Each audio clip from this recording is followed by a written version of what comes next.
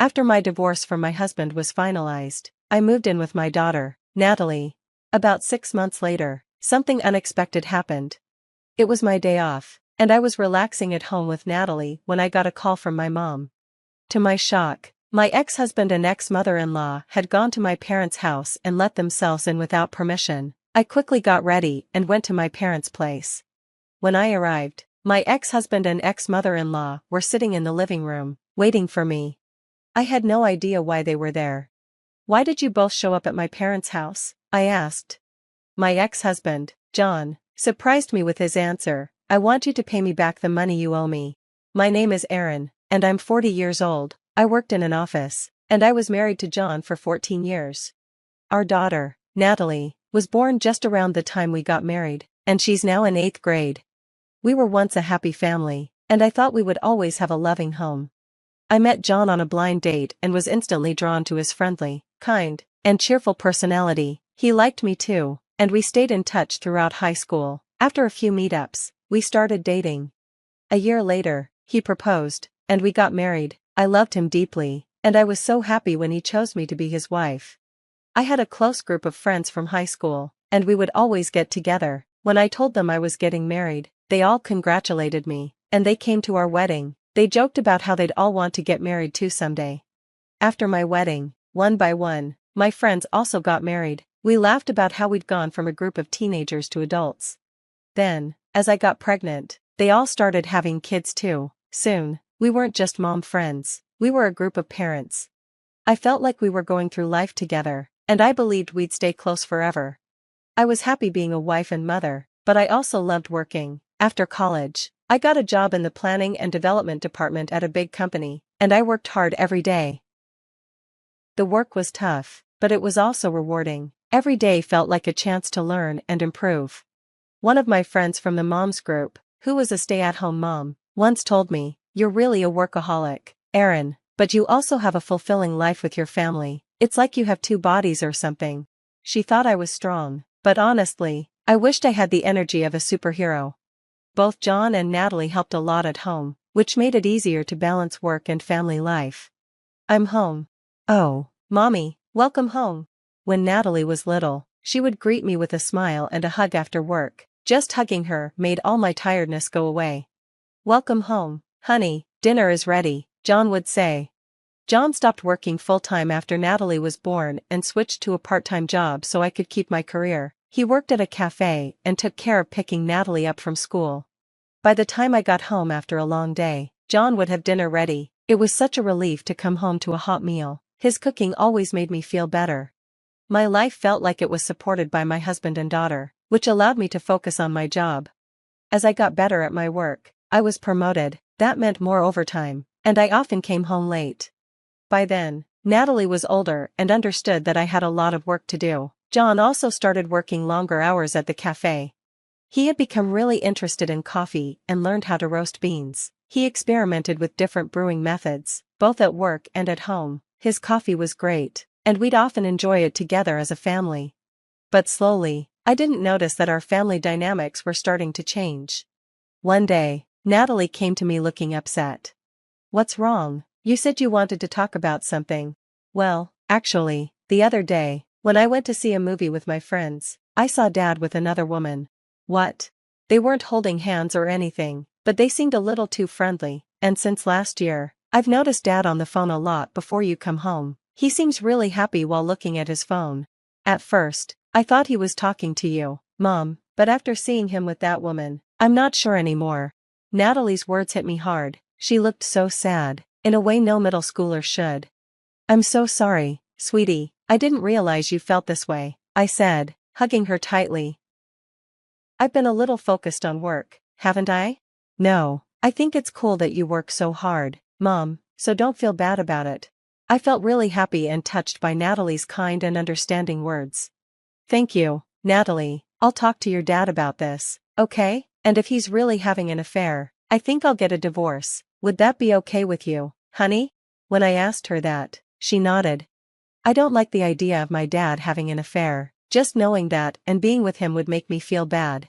Hearing this from my daughter made me realize how much I had neglected my family. I knew I needed to look into this situation carefully. not just for my own sake, but for Natalie's. She had the courage to bring up such a difficult topic, and I had to do something about it. I quickly hired an investigation agency to look into John's affair. The results shocked me. John was indeed having an affair, just like Natalie had suspected. They even had photos of him with his mistress. But what surprised me even more was who his affair partner was. It was Stacy, one of my old high school classmates and a member of the mom's group. I was more shocked by Stacy's involvement than the affair itself. I couldn't believe that someone I had trusted and considered a friend would betray me like this. Stacy was a stay-at-home mom, and she was the last in our group to get married. She had a young child, around 5 years old, and yet she was having an affair with John, neglecting her own responsibilities as a mother. When I saw the evidence, I was so stunned that I couldn't move for a moment. If I hadn't been in my room, Natalie could have seen those photos, and that would have made things even worse. I wasn't ready to confront John, and I definitely couldn't show Natalie those pictures. I took a deep breath and tried to stay calm. Then, one of my friends from the mom's group mentioned that she had switched jobs, so I thought it would be a good chance to suggest that we all get together. Stacy didn't know that I knew about the affair, so my friends arranged the meetup, and I planned to confront Stacy, my husband's lover, 3 weeks later. During that time, I quickly hired a lawyer and started preparing for the divorce. I told Natalie what I had discovered and explained that her dad and I were getting divorced. We spent our days off looking for new apartments to move into. Finally, the day came when I would face Stacy at the gathering. At the restaurant, we all caught up with each other, and I asked my friend about her new job. We all shared updates. Stacy still had no idea I knew about her secret, so we all talked casually. Everyone is working, so it's good that things are changing. I'm just a housewife, so I'm stuck in the same routine, Stacy said. Well, you don't have to work, Stacy, since your husband can support you, another friend said. I do appreciate my husband, but sometimes I feel bored with it, Stacy replied. That was my cue. It was time to confront her. So that's why you're having an affair with other people's husbands, right? Huh? Stacy and the rest of my friends froze when they heard my words. Hey, Aaron, what do you mean by that? One of my friends asked, confused. Stacy stayed silent, her face going pale. It looks like Stacy is having an affair with my husband, John, I said bluntly. No way, you must be joking. Stacy would never do something like that, one of my friends said, defending her. Stacy quickly denied it. That's not true. Aaron, what are you talking about all of a sudden? You must have mistaken me for someone else. Oh, really? Then why don't you all take a look at this? I said, pulling the photos from my bag and placing them on the table. My friend stared at the pictures, shocked. Oh my gosh, Stacy, why? Stacy clearly hadn't expected me to have proof. She covered her mouth, stunned. Why did you have an affair with my husband? I asked, still trying to process it. Stacy finally gave in. I'm really sorry. I walked into the cafe where your husband works. I didn't know he worked there. After that, I started going there more often. My husband provides for me, but after we got married, he stopped caring about me, and I started feeling lonely. Stacy started crying, but I wasn't moved by her tears. Even if you were lonely, having an affair, especially with a friend's husband, is just wrong, I said calmly.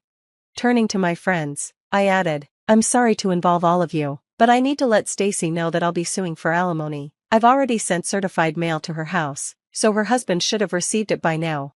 Stacy gasped in shock. You need to be held accountable for your actions, I said firmly.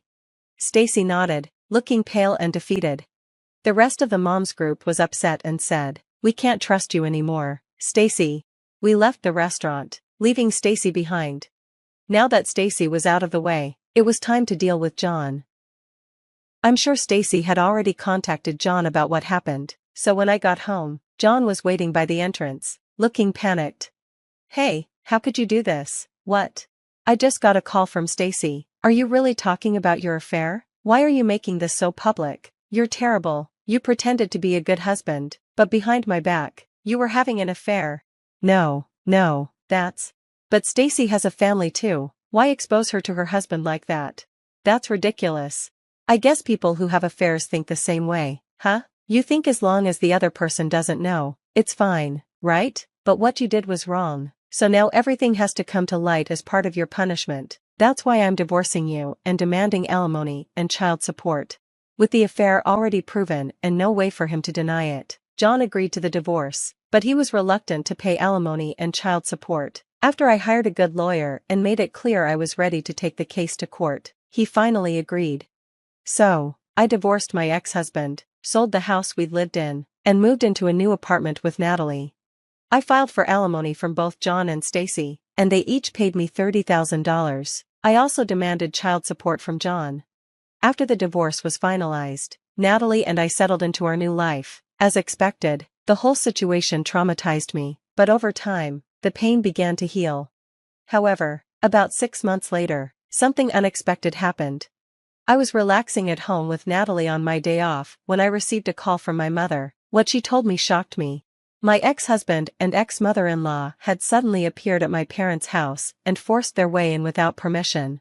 My father was out handling some personal matters, which is why my mother called me in a panic. I quickly got ready and headed to my parents' house. When I arrived, my ex-husband and ex-mother-in-law were sitting on the living room sofa, waiting for me. I had no idea why they had shown up. "What are you both doing here at my parents' house all of a sudden?" I asked. And then, my ex-husband said something that completely shocked me. "I want you to give me back the money that you owe me." "What? I never borrowed any money from you. I paid $15,000 for the wedding, didn't I? You were the one who wanted the wedding, so I lent you that money. Since you divorced me, this is all fraud. I could sue you for marriage fraud, but all I want is for you to return the $15,000 as a settlement." His demand was outrageous. My ex-mother-in-law chimed in, saying I should pay him as soon as possible. After the divorce, I knew John had gone back to working at the cafe, but I also knew the pay there wasn't much. He must have been struggling financially, which was probably why he was making such ridiculous requests. Let me remind you, we both played equal roles in the wedding, and after that, I paid more than you for our living expenses. If you calculate it all, $15,000 is nothing compared to what I spent, so don't harass me with your impossible demands. I tried to get them to leave, but they refused to leave easily. Then, my father came home. Apparently, he had received a call from my mother and rushed back. "What are you doing here?" he asked, glaring at them. My ex-husband explained the same thing to my father, looking terrified at my father's angry tone. My father listened in silence, clearly shocked and furious at John's demands. "You're the one who had an affair. If you're going to make these ridiculous demands, get the hell out of here." With that, my father tried to kick them out, but my ex-husband fell to his knees. "Please, Aaron, lend me the money. Stacy's husband is demanding alimony from me too, and I really can't pay. Please, $15,000, no, $10,000 would help." It was insane. He was begging for money at a time like this. I coldly replied, "No, I can't do that. Now go home." But then, my ex-mother-in-law said, "You're also responsible for what happened," and insisted that I was obligated to lend him the money. The situation was getting out of hand, so my father said, "Fine, I'll get the money, wait here," and went to another room. "Hey, Dad, what do you mean?" I rushed after him, and my father grinned. "I have plenty of money. Since we have it, why don't we give it to them?" I was convinced when I saw my father take the money out of the closet. Well, this should be interesting, I thought. My father put the money in an envelope and handed it to John. After they finally got what they wanted, my ex-husband and his mother left, looking pleased. As soon as they left, I locked the door and called the police. The two of them must have checked the envelope after leaving, because they came back quickly, banging on our door. "Hey, what's going on here? This is Monopoly money. I don't want this fake cash," my ex-husband yelled angrily at the door. I laughed and said, "Since we have so much money, I thought I'd share some with you." Then my ex-husband shouted, "You've got to be kidding," and started banging harder on the door. It sounded like they were kicking the door with their feet, but they didn't realize this was going to cause big trouble for them. John and his mom were still kicking the door when the police showed up and arrested them. Neighbors gathered around, and many of them saw John and his mom get arrested. In the end, John didn't get any money, but he had to pay a fine for his arrest and the damage to our door. Also, one of the people who saw the arrest was a regular customer at the cafe where John worked. The news spread fast, and he was fired right away. Now, John can't find a job and has moved back to his parents' house. His parents are now paying alimony and child support for him. I also got a restraining order against my ex-in-laws for my family. Now, if anything happens, we can call the police, and they'll come right away. I'm happier than ever with Natalie now. I'll keep working hard and watching my daughter grow up. Thanks for watching until the end. Please subscribe to our channel. See you in the next video.